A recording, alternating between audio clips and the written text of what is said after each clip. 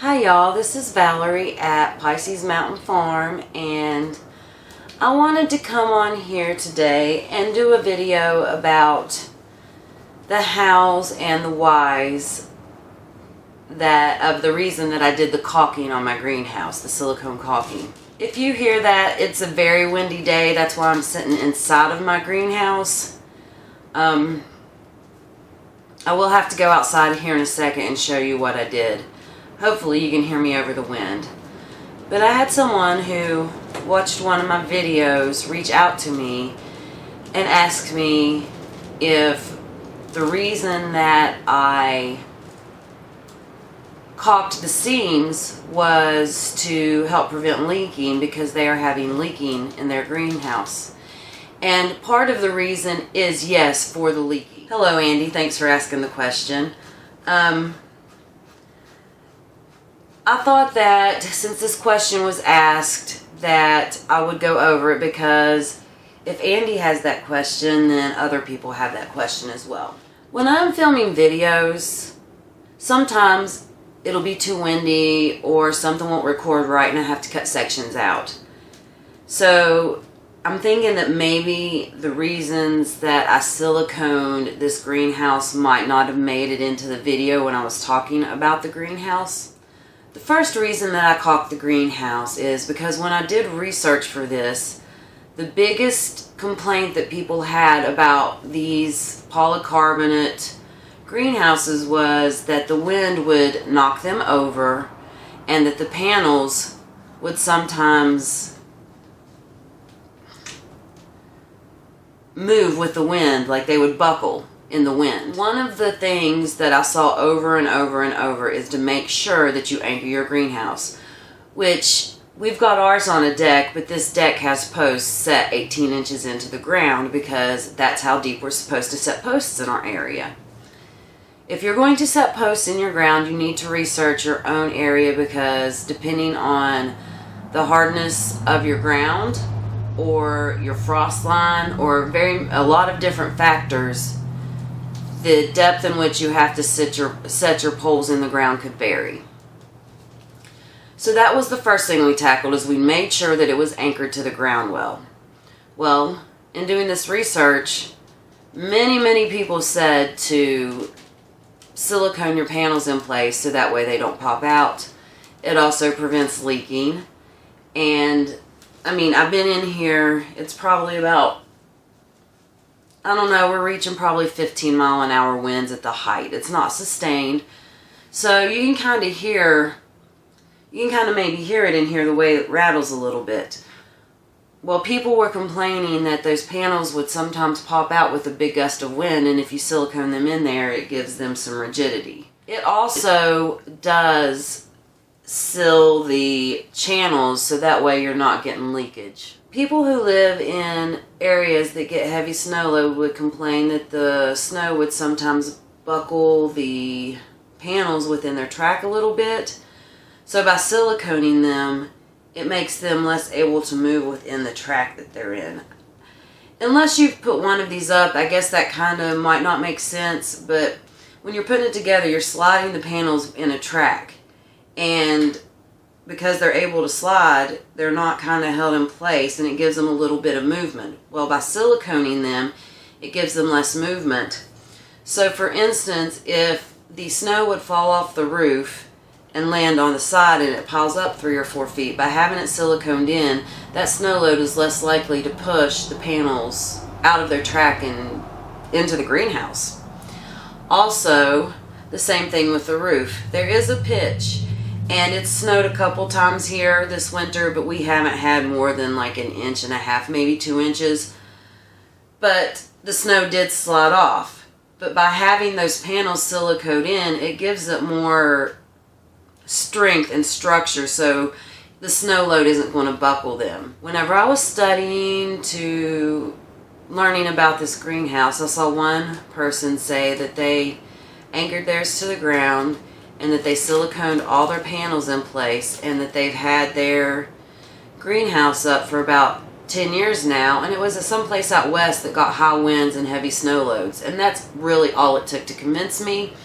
I decided that if I was going to do this, that I wanted it to last as long as possible. I'm not expecting it to last my lifetime, but you know, 10 years would be great. So longer would be better. Another reason that we siliconed the panels is because I wanted to make this inside as airtight as possible, so that way whenever, here in about 3 weeks, whenever it comes time for me to heat it, I'm not losing all of my heat out the channels. I kind of show you where I siliconed and how I siliconed.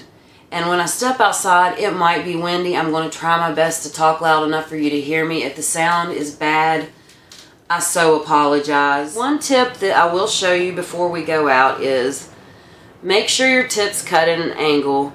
This is going to make your life so much easier when putting your silicone on.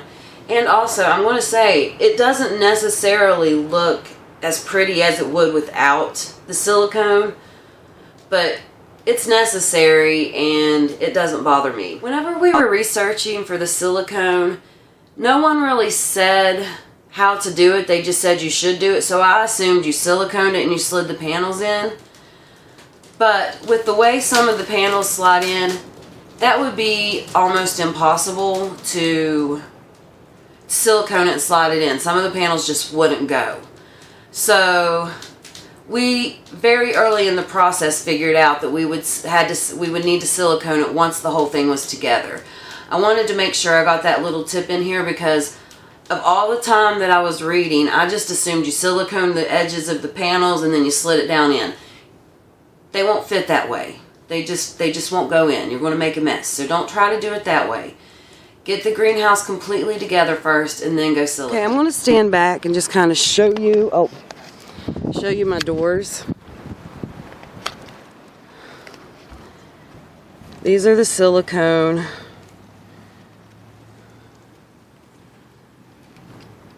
beads that we did. We did it around every single panel, top and bottom, every single thing.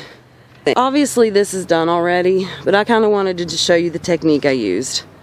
Like I said, it's important to have a tip. You would do this, squeeze your gun so your silicone's coming out, and then go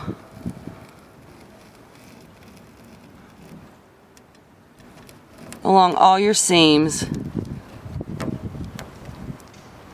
just like that, around every panel. The front, we did the windows, we did around every single seam, just like I showed you. You make sure your point's up against it. We did around the top, the sides, and the bottom of every panel. Like I said, it's not pretty. And also, I wanted to make sure that there was no air coming through the bottom, so I spray foamed around the edges where my greenhouse meets the deck, and I will go with the utility knife a little bit later on the spring and kind of shave it off so it looks a little nicer. And that also is to help keep the wind from getting into the greenhouse, to seal any way for air to get in, so it's easier to heat and cheaper as well. I just wanted to say that when we did the ceiling panels, we did those from the inside because I could get on a chair and reach the top. My husband is very tall, he's 6'7", and he couldn't even reach the top from the outside. So when we did the panels for the ceiling, we stood on the inside and did those panels.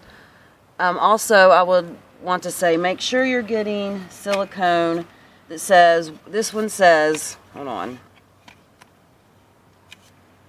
if you can see it there,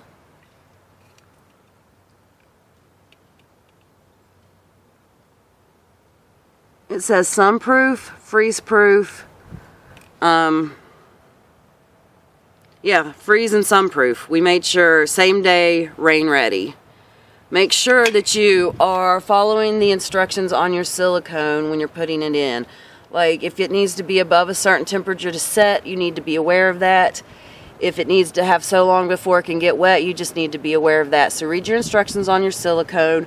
Make sure it's sun-proof and weatherproof, freeze-proof, all that.